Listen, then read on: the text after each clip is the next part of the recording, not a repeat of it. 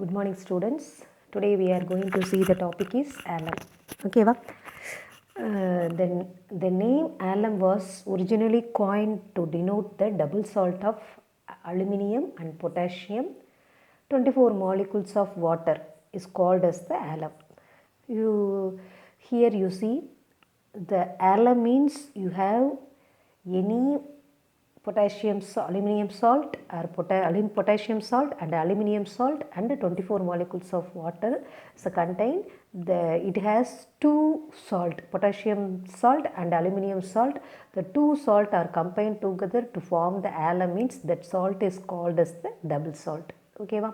So nowadays the double salt with the you are going to denote the any double salt are called as the alum. Okay, va? So common formula for double salt is M2-SO4 M2-SO4 whole power thrice into 24H2O. The alum means you must have 24 molecules of H2O. M dash means, so what is mean by M dash means? M dash means the univalent metal atom. Univalent means, suppose univalent means Na plus ions, K plus ions, NH4 plus ions is called as the univalent atom. Okay, va? M double dash means you take the trivalent metal ions. Trivalent metal ions means always aluminium 3 plus ions, chromium 3 plus ions only you called as the trivalent metal ions. Okay, so M dash means you must take the univalent metal ions. M double dash means you must take the trivalent metal ions. This is the common formula for double salt. Okay, now you are going to see the some examples of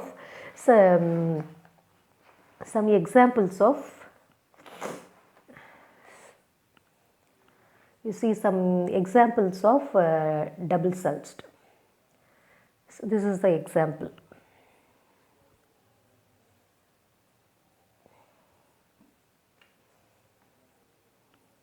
Suppose you have potassium. Potassium means you have potassium sulfate, aluminium sulfate whole power thrice. This is the monovalent. So you only one potassium. So here you have trivalent. So SO4 thrice you must write. So right. Then 24 molecules of water. Then sodium alum means potassium. You take the potassium, you write the sodium. Sodium also already I told, sodium also so univalent atom. So potassium you take, you write the Na2SO4, same Al2SO4, so 24SO4. This is the example for sodium. That sodium you take, that alum is called as the sodium alum. So suppose you take the ammonia also, the monovalent ions. So ammonium NH4 whole power twice SO4, Al2SO4 thrice 24HO4. This is also called as the aluminium alum. Okay, va?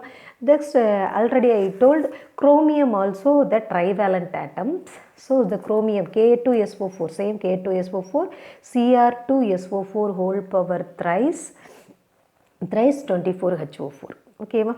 So mostly the alums are more soluble in hot water, but soluble than hot water than the cold water. Okay, ba? Mostly more soluble in hot water only. Okay, ba? Now we are going to see the preparations of alum. Okay, ba? This is an important question. Preparation. In the preparation, you are going to prepare the alum. What is the formula for alum? Already you know, K2SO4, Al2SO4 whole power thrice, 24H2O is the alum. Okay, in the alum preparation, you are going to take the alunite ore. Okay, alunite stone. The alum stone is naturally occurring. This is the naturally occurring stone.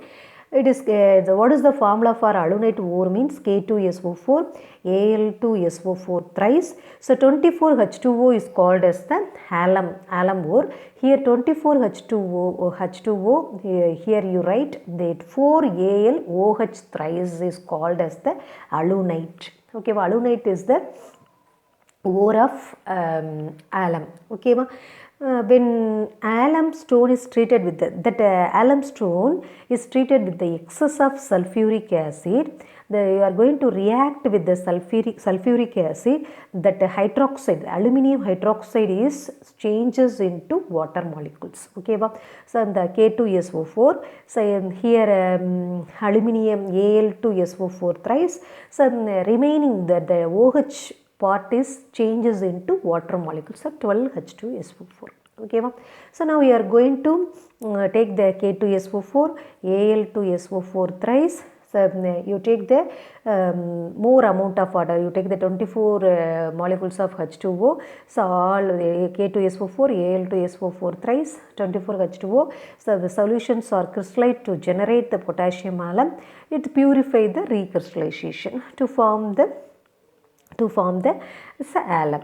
Okay, next you are going to see the properties of alum. Okay, the potash alum is the white crystalline solid, already you know. So all the potash alums are white in color, but is soluble in water, insoluble in alcohol. Okay, but it is in the potash alum have some aluminum sulfate. The formula, already you know the formula, potassium alum formula is K2SO4, Al2SO4 thrice, 24H2O. In the alum formula you have aluminum sulfate, that part, the aluminum sulfate, you are going to hydrolyze the aluminum sulfate, that solution, that aqueous solution is acidic in nature. Okay, now we are going to heat the alum at the 500 Kelvin. At the 365 Kelvin, the alum, you are going to melt the alum. You are going to start to melt. Melting process is starting at 365 Kelvin.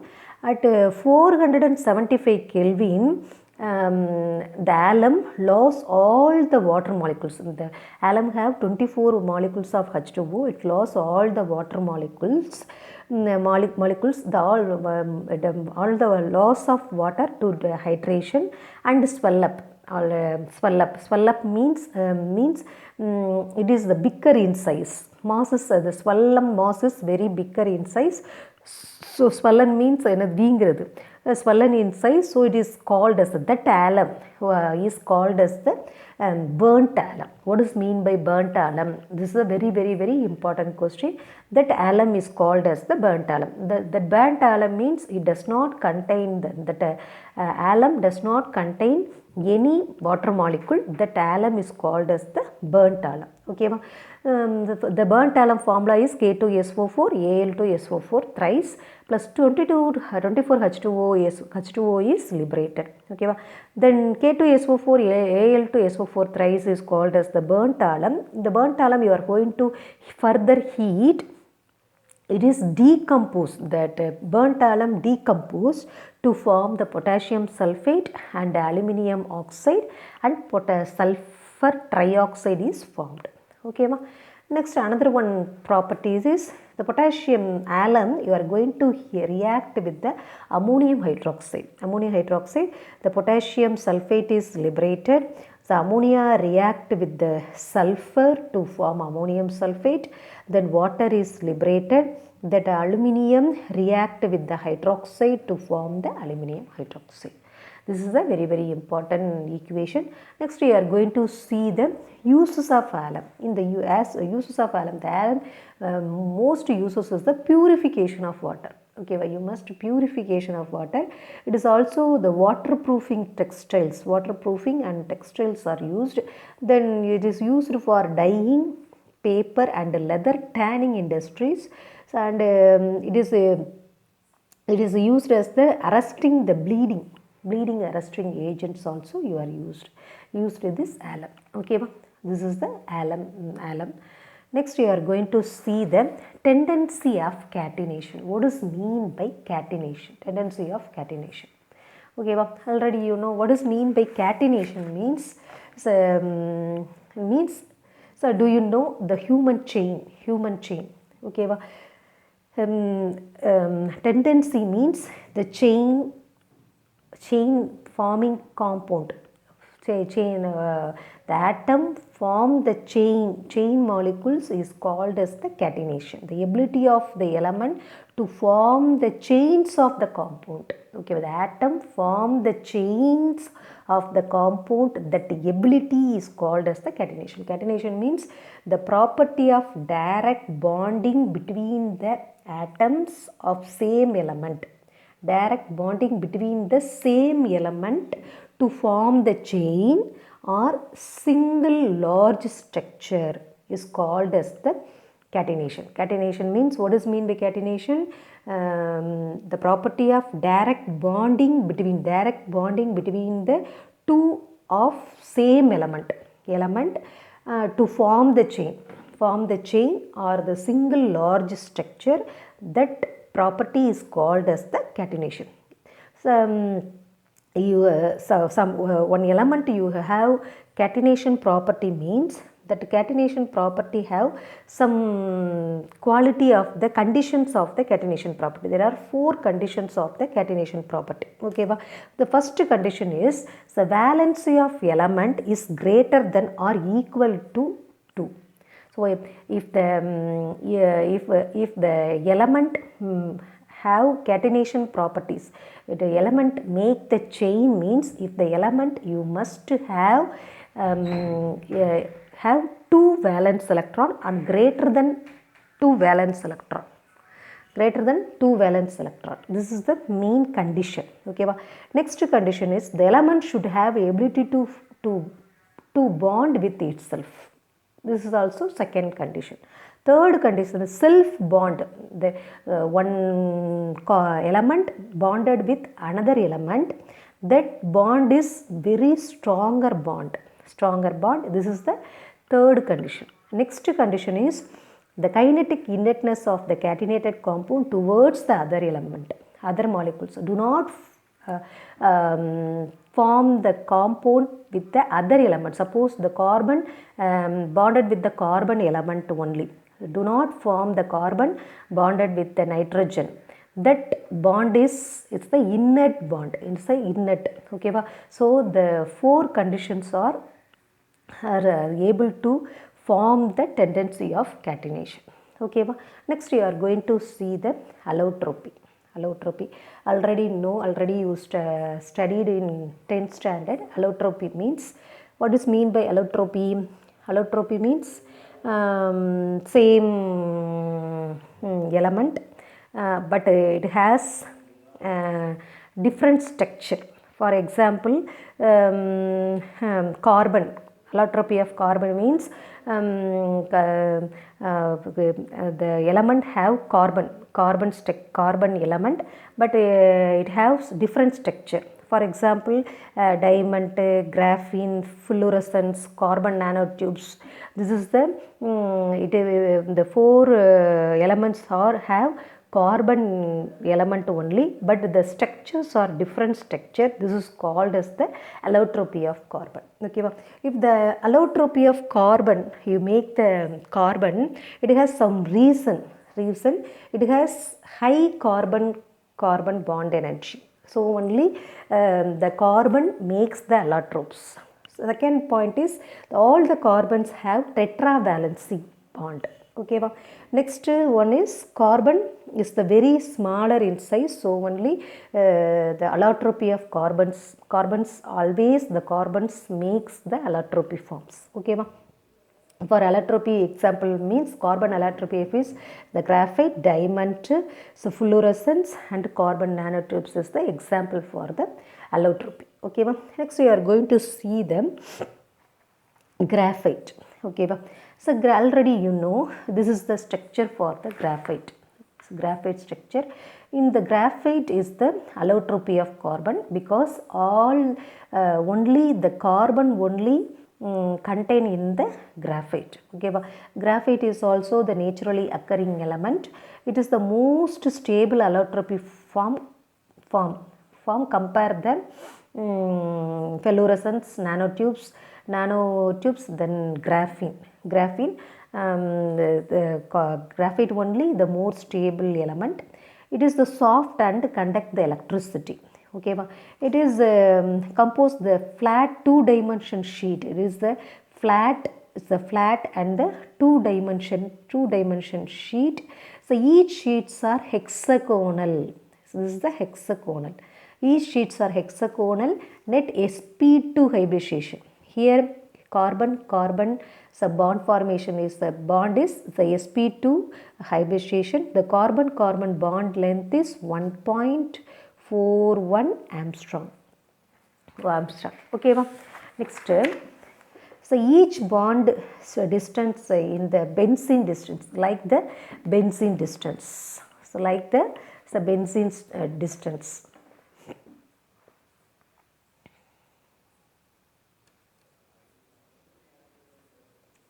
So like the benzene distance. So like the benzene distance, each carbon forms the sigma bond. Each carbon bonds forms the sigma bond.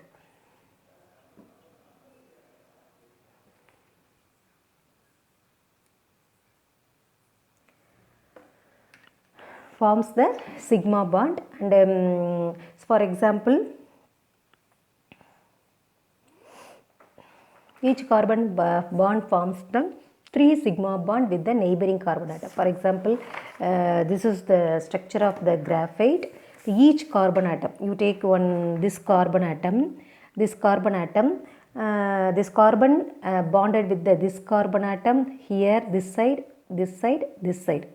So 3 sigma bond, this carbon atom bonded with the 3 bonded atom, the sigma bond, sigma, C, the sigma bond, but the carbon valence is 4. So remaining it has 1 electron, the 4th electron present in the unhybridized p orbital forms the pi bond. Okay, so already you know the carbon have 4 valency. So 3 element electrons, 3 valency only bonded with the another element. Remaining it have only 1 unhybrid orbital, p orbital.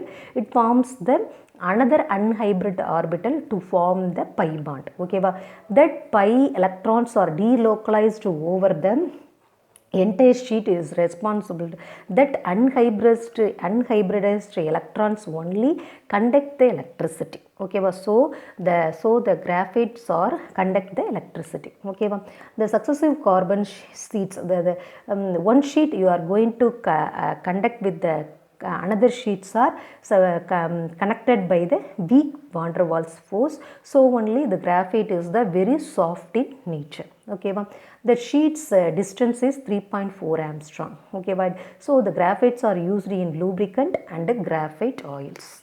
Okay,